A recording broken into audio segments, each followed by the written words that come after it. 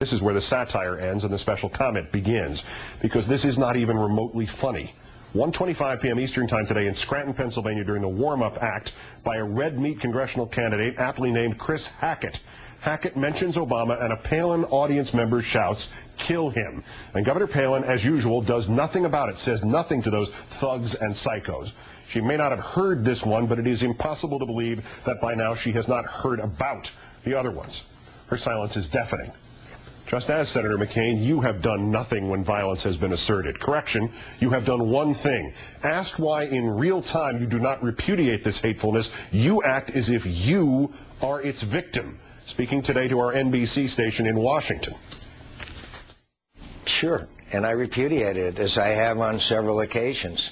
And unfortunately, Congressman John Lewis is an American hero who I admire, made the worst and most unacceptable statement a couple of days ago that I've ever heard. He accused me and Sarah Palin of being involved with segregation, George Wallace, and even made reference to a church bombing where children were killed. Senator Obama has not repudiated that statement. Senator Obama should do so immediately. And it's the most outrageous thing that I've heard since I've been in politics, which is a long time. It's disgraceful. Disgraceful? Obviously, Senator, you haven't heard your own speeches or Governor Palin's and what people shout during them. And you haven't heard your state GOP chair in Virginia, Jeffrey Frederick, giving talking points to 30 of your field operatives heading out to canvass voters in the town of Gainesville, with a reporter present telling them to try to forge a connection between Barack Obama and Osama bin Laden to emphasize bombings and terrorism. And you haven't heard those volunteers. Your volunteers, Senator McCain, shout back, and he won't salute the flag. And we don't even know where Senator Obama was really born.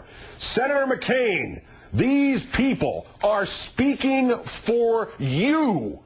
And how dare you try to claim Congressman Lewis was linking you to Governor George Wallace's segregation.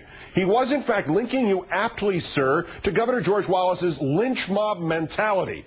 As public figures with the power to influence and persuade, said Congressman Lewis, Senator McCain and Governor Palin are playing with fire.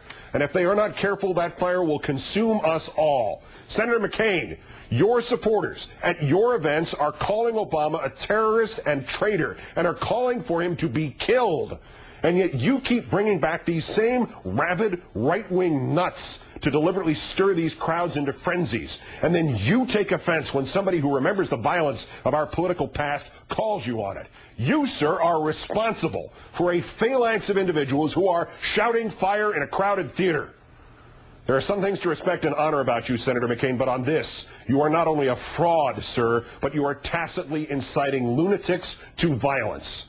If you want to again grandstand and suspend your campaign, here is your big chance, sir. Suspend your campaign now until you or somebody else gets some control over it, and it ceases to be a clear and present danger to the peace of this nation.